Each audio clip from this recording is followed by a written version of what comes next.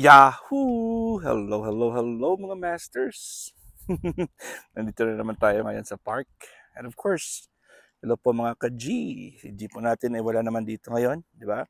Kasi punta ako dito mag-isa in the middle of my work. Dito pa rin tayo sa the same na park, pero sa ibang area naman tayo. Ayun, dito tayo sa may shaded part. Doon tayo last kahapon. Doon tayo kahapon, no? Doon. Dito naman tayo ngayon. Di ba? So, ngayon po, ipagpatuloy po natin ngayon. Let's continue our topic about grounding. So, what are the benefits of grounding? Kahapon na-discuss po natin. So, ang question na yun, the question right now that I'm going to discuss is earthing actually good for you? So, here's what you should know. Okay? But before we start, I ask for your thumbs up. Please don't forget to like, share, comment, and subscribe dito po sa ating channel, Master Worm, for more updated contents. Ayan, park po ito. Ito yung mga swing at slides ng mga bata. Dun sa, para may gazebo. Diba? Ito, tennis court naman po ito. Alright? At sa itong oras na yan, may nagja-jogging. Alright, mga masters. Connecting with the earth and its energy might improve your mental and physical health. But it's not a cure-all. Hindi naman po lahat ay nag-i-improve. Hindi naman po ito ay nag-cure talaga. So, makakapag-improve siya, pero not all. Hindi lahat makakapag-benefit. Ganda ng kahoy ng puno. Diba? So, has anyone ever told you to go to touch grass? Ayan ang grass. Meron ba nakipagsabi sa inyo na hawakan nyo ang damo? Katulad nito, hawakan natin yung damo. Yun, touch the grass. O, diba? So, if so, they are speaking figuratively.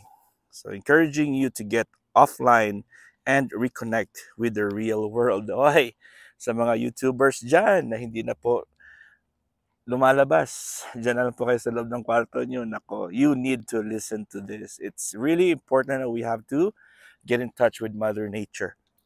Kailangan na po natin na mag-get in touch with Mother Nature because it is very important for us to do the earthing or the grounding, right? So, it probably wasn't intended as a health advice or a recommendation to actually spend quality time in the dirt. Hindi naman ibig sabihin ay lumabas ka at sa mga dumi. Hindi naman dumi, dirt talaga ha. Pero dirt means like soil or land or like in the farm. Okay? So kailangan natin to get in touch with the dirt. And then they might not have meant it that way. But sa mga fans po, those who are fan of the earthing, okay na advice po yan. Okay? In fact, they think that touching grass might be just what the doctor ordered. Ayan, sa mga hindi po nakalabas at hindi pa po talaga nakatry or hindi po at matagal na pong hindi paglaro sa Mother Nature, lalo na po yung hawak ng damo o mga grass. Ibang damo ha, hindi po yung yung damo na sinisindihan at inasinas. Ayun, di ba? So, yun po. In-explain po nila dito that earthing has become so popular and the benefits and risks associated with this practice.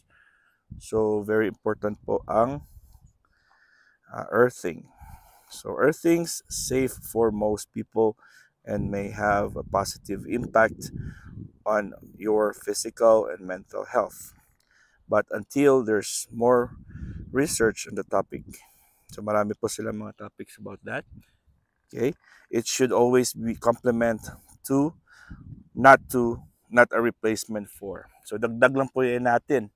Dagdag po yan natin sa ating daily activities, complement lang po siya, pero hindi yan makaka-replace ng iba't ibang mga, halimbawa, replace mo siya, hindi ka kakain ng mga healthy foods, mag-earthing ka na lang.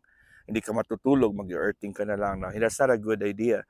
But it's just a complement. You just add it up to your usual routine. Yan po ang earthing na yan. Okay? Siyempre, what is earthing? Ulitin natin ito mga masters ha. What is earthing? Naka-scrubs ako ngayon, no? Naka-uniform pa ako. Ito yung uniform ko sa work. Lumabas lang po ako sa work kasi malapit lang ito.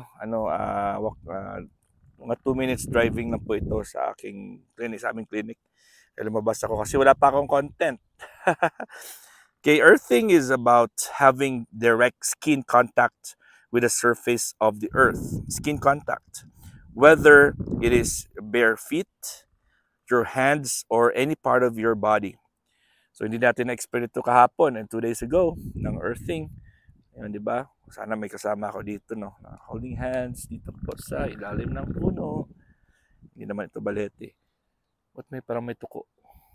Narinig ako parang tuko eh. Maingay. Ayun, no? May tumutunog, oh. May ano dyan, may something dyan na tumutunog. Alright. So, the theory is that when we physically connect with the ground, its electrical energy rebalances our own proponents. Proponents believe that the rise in chronic illnesses can be attributed in part to our footwear. Ayun, mga sakit po natin, mga masters and mga ka-G, it can be connected to the footwear that we are using or too much footwear. Hindi na po tayo nagko-connect, hindi na po tayo nag-ground.